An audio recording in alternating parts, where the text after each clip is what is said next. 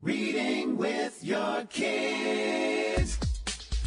Hola, ni hao, konnichiwa, assalamu alaikum, shalom, jambo, bienvenidos. Hi, my name is Jedley, and this is the Reading with Your Kids podcast. We are coming to you from the beautiful neighborhood of Reedville in the southwest corner of Boston, Massachusetts. We are so happy that you're a part of our beautiful Reading with Your Kids family. Please be sure to subscribe to the show on the iHeartRadio app, on Spotify, Apple Podcasts, wherever you find your podcast. Our guest today is the author of What Color Is Your Day, our friend Camryn Wells. Before we invite Camryn in for this very, very powerful conversation, I want to invite you to visit my website, wewillroar.com.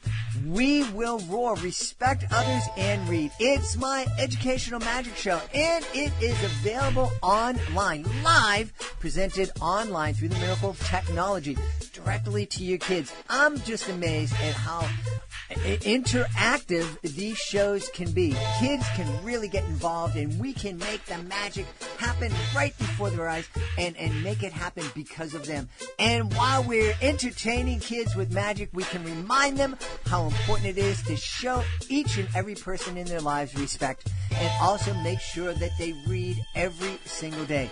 Please check it out. School's going to be open, and no matter what it's going to look like, school's going to be open, and this is a wonderful experience that your students will benefit from. WeWillRoar.com. Joining us on the line right now is a friend of the show, and I'm really, really happy that she's here. She was last on to talk about her books, The Memory of Play and What Color Is Your Day. I asked our guest today to come on to talk about race. We're trying to have an ongoing conversation about how we as parents can help raise our kids to build a more just and equitable and loving world. And so I'm really excited that our guest is here today. Please welcome back to the show, Camryn Wells. Camryn, how are you?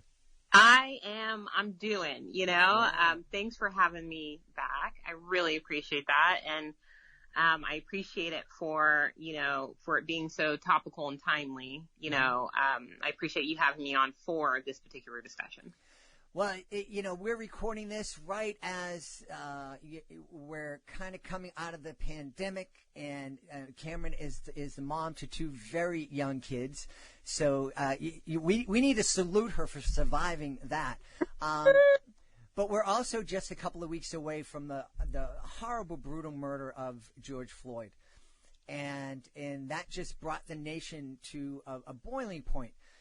And as I spoke to Camryn a few weeks ago, right after that happened, initially people wrote to me and said, "Oh, you have to have a panel, you have to have some guests, you have to have a special one-time thing where you talk about race." And that instinct was, got to listen to the people. And then I thought, it's better to have an ongoing conversation.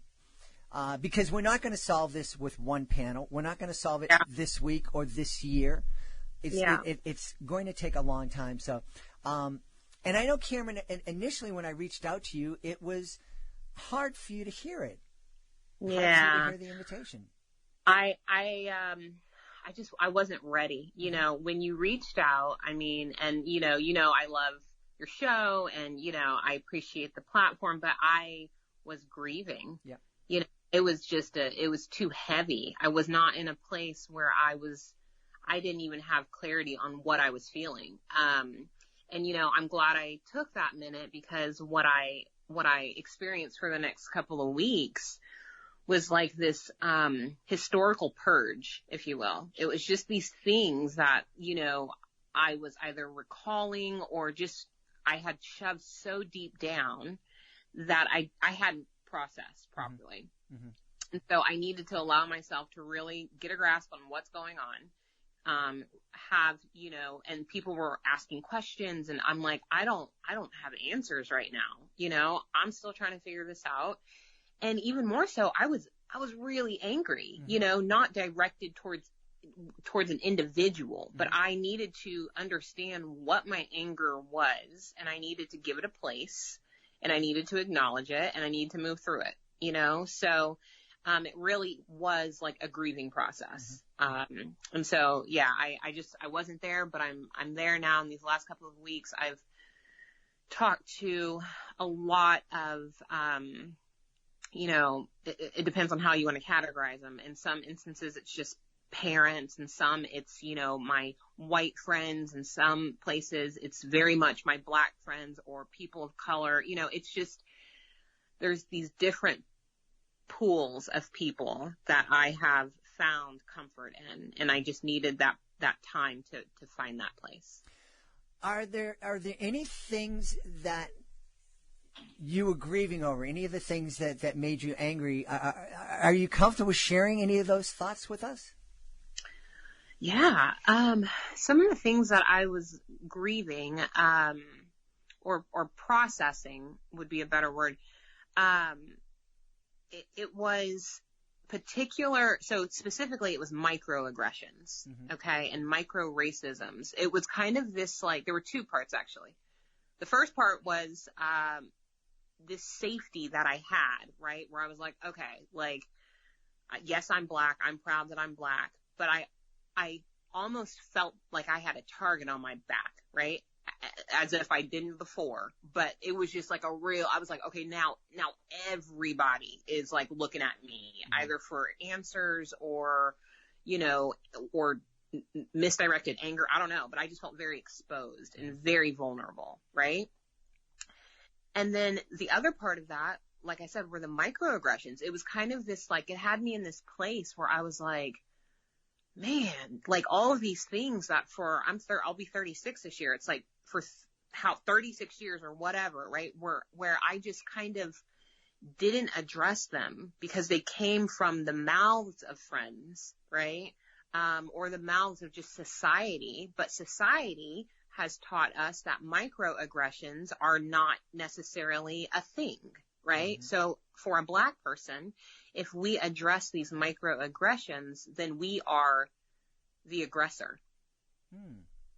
And that is so backwards, but that is what society has manifested in this, okay? Mm-hmm. So it was this place where I was like, I've had a lot of microaggressions and racist comments towards me that weren't so overt, right? It wasn't this like somebody calling you out of your name. It wasn't that. It's these it was the little ones. Mm-hmm. And it was truly hard for me to even pick up the phone and talk to some of my friends who I knew, it was not intentional, right? Mm-hmm. It was almost ignorance that they didn't know that these were racist remarks, mm-hmm. right? But yeah, I had to work through that. I had to work through this, like, okay, I need to answer the phone of this friend because, A, they're checking on me. Mm-hmm.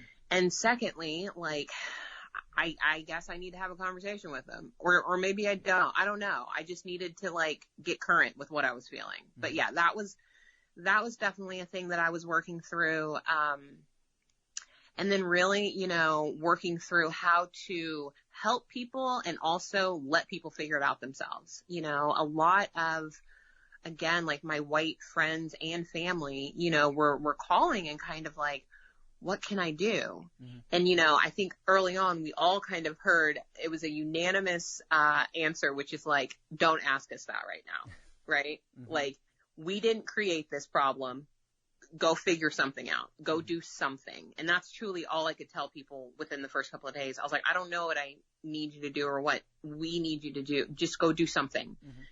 And people did. I had a friend, one of the very first ones, in this, whole new movement is, she wrote a grant for her school to diversify the library, and I'm like, that's an act of doing. Thank you. Mm-hmm. And I didn't have to tell you to go do that, and then what she sent me a list of books that she had, explored. And she said, if there are any that you think I should add to this, feel free to include. But essentially I've already got the list going, It's the same feeling that, when someone truly is grieving, you wouldn't ask them to come over and do a big thing of big work, right? You wouldn't ask them to come over and help you paint your walls, or you wouldn't ask them to, come over and, come to this party you just wouldn't ask them to do that. And so that's how I'm associating that feeling of grieving. I literally couldn't do much, and I have a very good friend / colleague / boss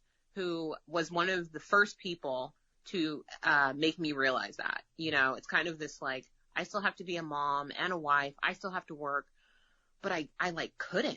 Mm-hmm. And that was a true place of grieving. It was like, I couldn't, mm-hmm. And I just finally had to just like take that minute and be okay with not being able to. And regardless of whether I thought the reason was big enough or, it took me out. It took me out. Was the grieving and if I'm prying too far, just let me know. But was it the grieving come from a sense of, in addition to seeing this horrific act and remembering the microaggressions, was it a point of like, what do I have to do to be thought of as an equal person here? Is the world going to be better for my kid? I mean, help me get into that point where you were feeling a loss. So, like I said, that one of the biggest feelings of loss was kind of this feeling like I had a target on my back. Right.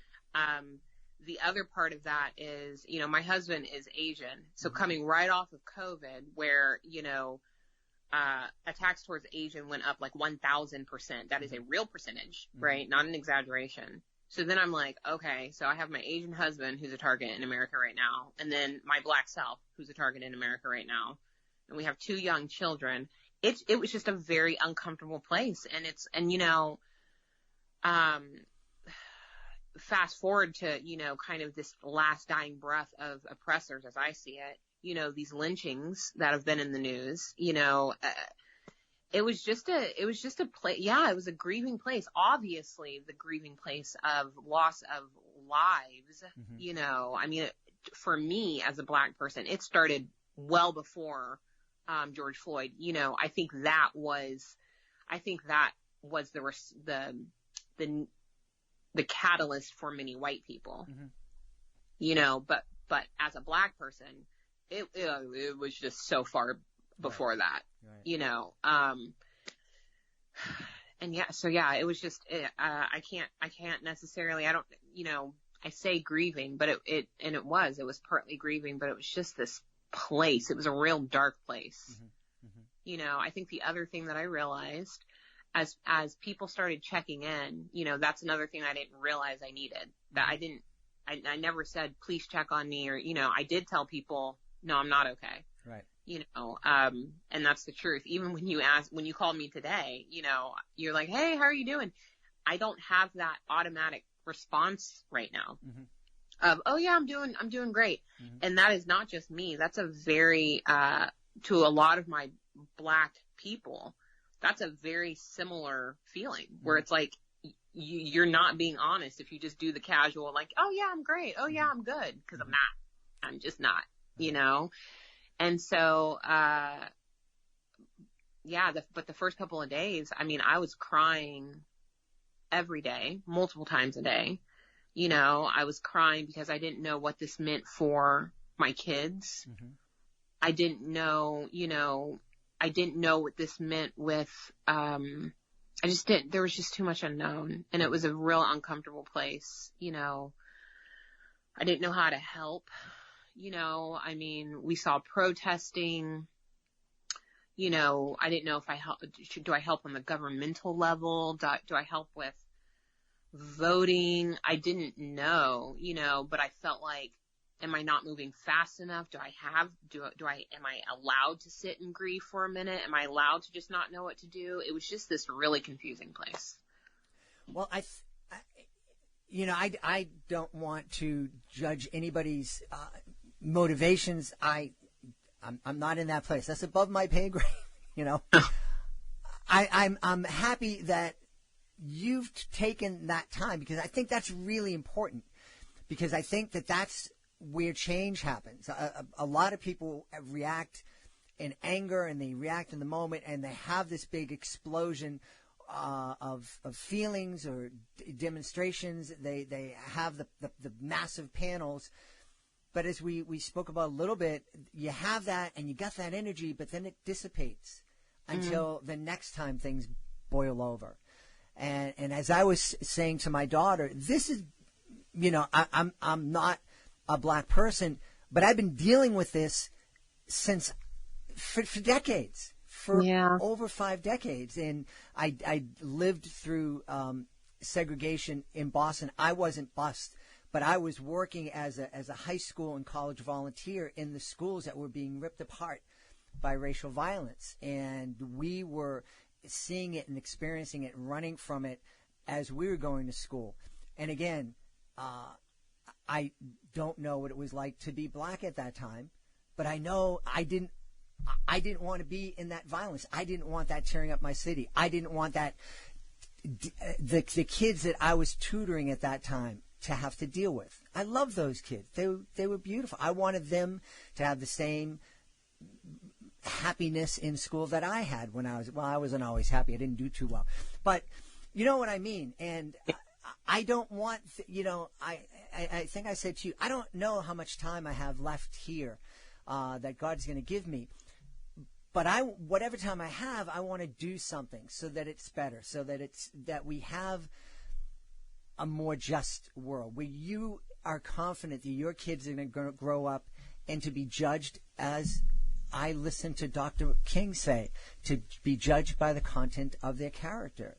And not to be judged because they're black or Asian or white or whatever, but just be judged because they're Camryn's kids and they're nice kids and they're doing some great things. So, and it's interesting because I feel like white people started there, right? Mm-hmm. I think majority, I'll even give it, are had that same desire, mm-hmm. right? Like, I want everyone to be seen as equal. I hope for a better world. I think we can all agree to that. Mm-hmm. I think what has changed here is there has to be, we have to move past the hope, okay. right? Hope is not what promotes change. Mm-hmm. Hope is a thought. We need an action. We need, and that I think is where people literally have gotten up and done things and moved into that place of discomfort in order to grow, and when we do that, change is slow and it's boring, especially when you're in it, you don't see it, right? But if you hold strong, then we will see change, but it's this place where once it stops becoming headline news, mm-hmm. or when we stop seeing it in our social media feed, right? That's where you have to hunker down. Mm-hmm. That's where you have to go, okay, I don't see it anymore. It is not, in my everyday, the second I open my phone or, a text message or whatever, it's not there, but it's still very much there. Mm-hmm. And we have to remember that. Black mm-hmm. people very much remember that, mm-hmm. right? Mm-hmm. And so that is how you become an ally, that you still continue to check in, that you still continue to do, that you continue to teach our children. I am a believer that while some of this change will be for us right now, the current generations, it is far more for our children, mm-hmm. my children, mm-hmm. right? Yeah. So the work that we as parents are putting in, especially to the young children or the educators who are teaching the young, when what we're trying to do is help and change the psychology of our children so that, that the racist, when, are the minority, mm-hmm. That when someone comes, helping a child understand what a microaggression is, right? So that when they hear it or when they've seen you reply to that, right, that they will know, they will have an action. They will have a way to fight those, mm-hmm. Empowering them to use their voices. That's kind of the conversations that I'm having right now with a lot of people, is that it's not the overt racism. It's the little ones. And those little ones are the ones that we need to put focus on. Those little ones are the ones that you have to work as if it were a muscle, right? Because when you're in a crowd of, a small little comfortable setting of people that you've hung out with a million times, and somebody says something that's a little off, right? Those are the moments that you dig deep get really uncomfortable and say something. You know, that is something that I've been talking about in my anti-bullying shows for years. You know, when I first started, educators, get up there and sing a song, I'll choose not to bully. And the more I studied it and looked at the research, I realized that the key to creating a culture where bullying wasn't accepted was to talk to the kids in the middle, the kids who aren't being a bully, the kids who aren't being a target, and to get them to say something. You know, when they see it, stand up, say, hey, that's not cool. Come over here. We want to include you. Talk a little. What can we do as parents, as grandparents, to help our kids understand what a microaggression is, so that they can recognize it and then say something about it? So the first thing is, you know, it's kind of the point that you made at the very beginning. It's not a one-off conversation, right?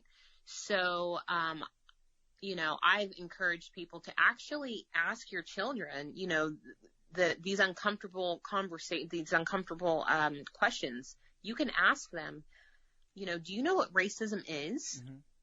Right? Have you ever experienced or seen racism? You know, and the reason I say that's an uncomfortable place is because non-people of color, meaning white people, that's not a conversation that you may have had to have. You know, I'm not white. I can't speak for white people. I can tell you, as being a black woman, those are conversations that we have had to have very young, right? And so, you know, have those conversations. Don't shy away from, you know, I have friends who have, you know, I meet their kids or whatever, and I can tell, or in the grocery store, I can tell that they're looking at my skin because it's either something they haven't seen or it's like new to them, right? Don't tell them not to look. Address that they're looking. My skin is not something to be ashamed of. And so don't treat it as such, right? So you can say, oh, did you notice her skin was a little different? What do you notice about it?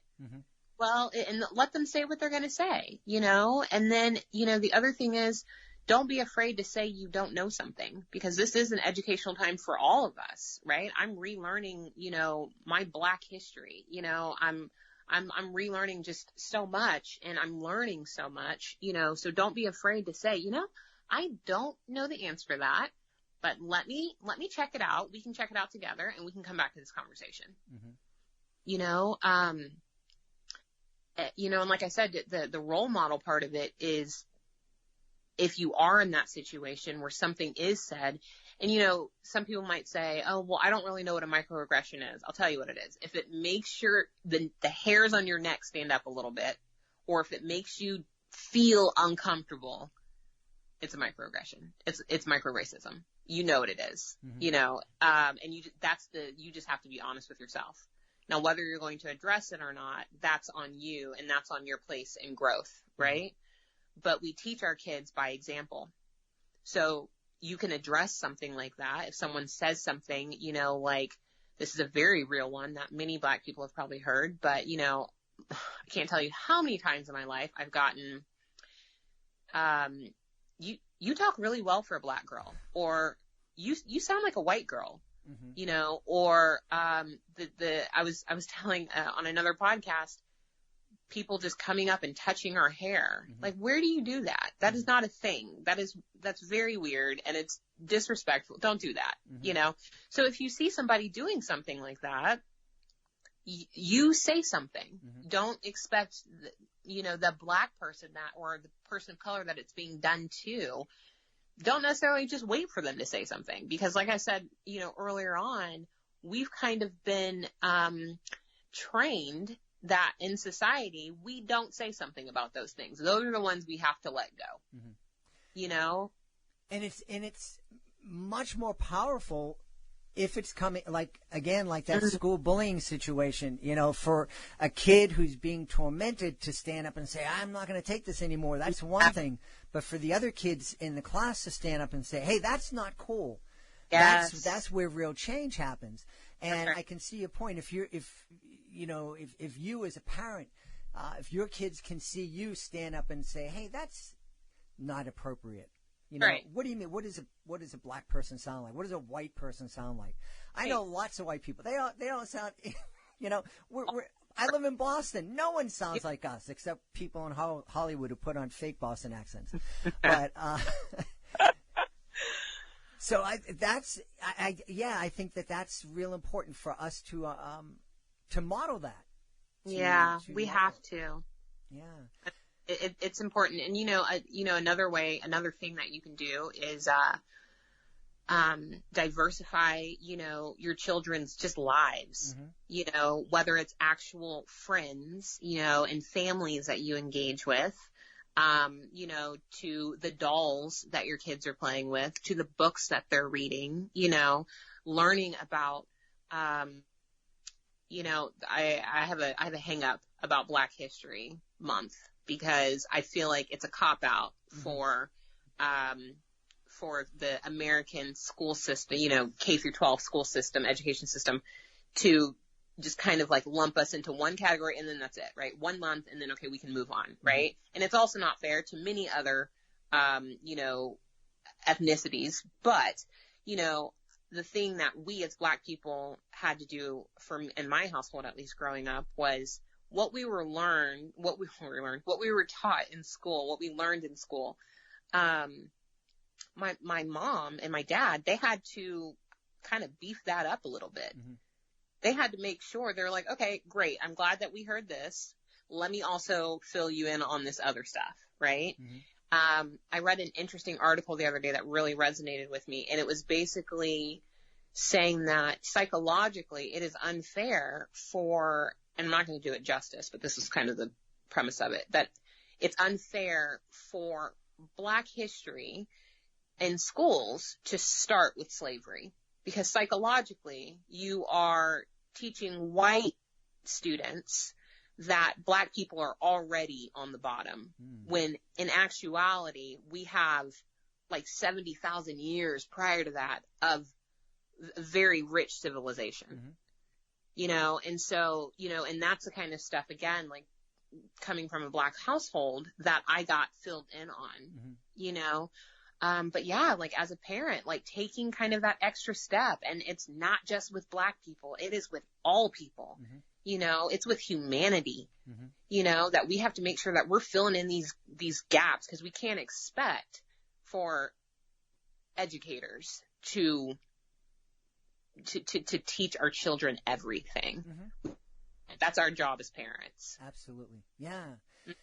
You're talking about diversifying your kid's life. One of the things that we've talked about a lot here on the podcast is the power of representation and how powerful it is for kids to be able to see themselves in the pages of books. And I've had so many authors come on and say that.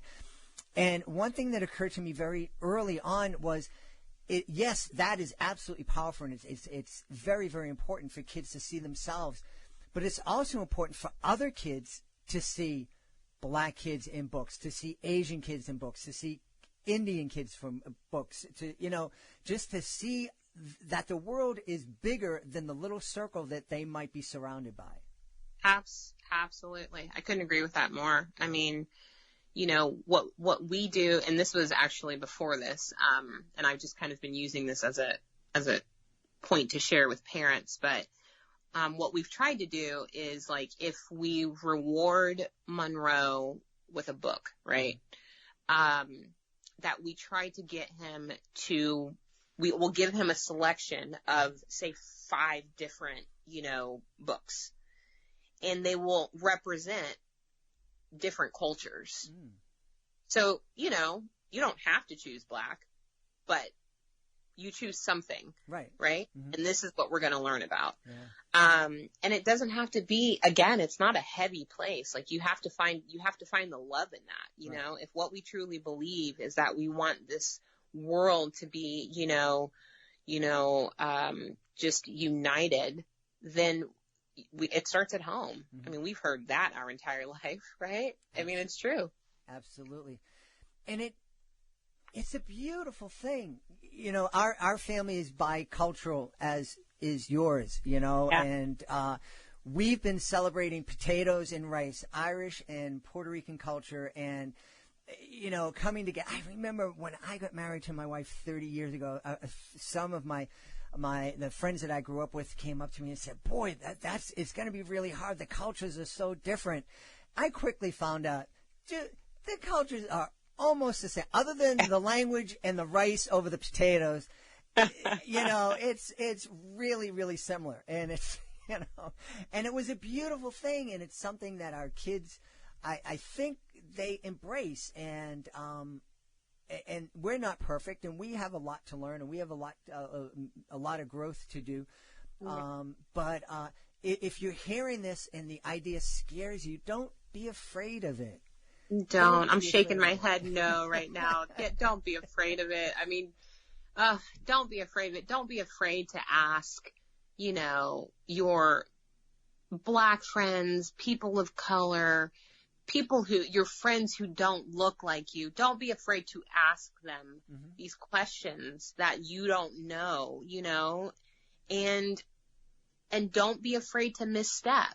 You might say something and you might get corrected, and that's part of growth, and it that just has to be okay, because when you shy away from that, then you remain silent. And when you remain silent, you're part of the problem. Yeah, absolutely. And and if you are afraid to say the wrong thing, let me tell you, you survive. I have said so many dumb things in my life that I've had to apologize for and to grow from. And some of my closest friendships, I think, started with me saying something dumb and being corrected and just kind of getting over that. Mm-hmm. Yeah. You were telling me, Camryn is a fantastic spoken word artist. And the last time she was on the show, talk about pulling something out of the air. She said, I wrote this spoken word thing when I was 10 years old. I haven't thought about it since elementary school, but and it just came, and it was beautiful. So I know you're working on a new project. Can you give us a little preview of it? Yeah. So obviously I have, my first 2 children's books. This third project, it's definitely still in the works, but I'm thinking it's going to go more in the direction of a video poem, and really just a visual, think kind of Hair Love. That was a short animation, but just using my spoken word as kind of the what's the word? I can't think of the word. Using my spoken word, though. And, pairing it with video. I would love, also, I actually just made a post about this, but I would love to partner with a Black, or person of color on this project, because I just think it would make it all that much more powerful. But, we'll see what comes of it. But, yeah, that's my next project. The piece is written, and now just kind of working on the video side of it. Awesome. Can you share a little bit of, I know you don't want to give us the whole piece, but can you share a few verses of the piece? Yeah. So it starts, what will we tell you, children, when you ask us, what's the fuss? We'll tell you that the truth may hurt, but we'll tell you what we must. We'll tell you that this story began so long ago, but injustice is still living on in the lives of those you know. We'll ask you to do better and hear the stories told by those who have been silenced, their equality still on hold. So you can kind of see the direction. And my hope is, again, like right now, the focus is on Black lives, and I'm very grateful, and I'm in that. But, my ultimate hope and the actions that I'm putting forth, are working towards humanity, to address those injustices towards humanity. So, there are just so many people who are wronged right now in this world. Yep. And if we can if Black people in the movement that we're having right now, if that starts as the benchmark and it gives us answers on how to address this on a bigger level, then I'm all for it. Yeah. And one of the things I think everybody should remember is that if you go back a few generations, whatever race or culture you're living in, If you go back a few generations, maybe some have to go back real far, but in my own family, I only have to go back 1 or 2 generations to learn that people in my family were brutalized at the hand of a more powerful nation. So there's brutality, there's injustice, and we need to raise up everyone. It's not okay to say, well, I got mine, and I just got to keep my family safe. None of our families are going to be safe until every family is safe. Yep, I agree with that. Yeah, Camryn, remind everybody where they can find out more about your 2 great books, Memory of Play and What Color Is Your Day, and also where they can be the first to know when the new spoken word project is available. Yeah, so my website is just my name, CamrynWells.com. My Facebook is at Color Feel Play series, so the book series. Instagram at Camryn Wells Author, Twitter at Camryn Wells Author. The books can be purchased on Amazon, or they can be purchased straight through me for personalized copies. And just stay tuned to my social media. That's probably where I will post when the project is ready. Awesome. We've had we're really grateful that we've had this conversation with our friend Camryn Wells. Camryn, thanks so much for sharing with us tonight. Thank you so much, Judd. Thanks for having me. Please be sure to join us for the next edition of the Reading with Your Kids podcast. Our guest will be David Sable. He is the author of What Would You Wish For? A really wonderful book and a really powerful conversation. That's the next edition of the Reading with Your Kids podcast. I want to thank the folks who made today's show so very wonderful. Of course, I want to thank our guest, Camryn Wells. Thank you so much, Camryn. I know this was not an easy conversation for you to have. It was really powerful. I think we all got a lot out of it. I also want to thank my amazing team, starting with my producer, Fatima Khan. I want to thank my awesome author ambassador, Peggy Cotto. I want to thank my beautiful wife for all the support and love that she gives me. I want to thank you. Thank you so very much for taking the time to join us today. Thank you so much for working with your kids, shaping them, molding them, instilling values in them that will help give them the tools to make this world a better place. And thank you for making the world a better place by reading with your kids. I'll be looking for you in the next edition of the Reading with Your Kids podcast.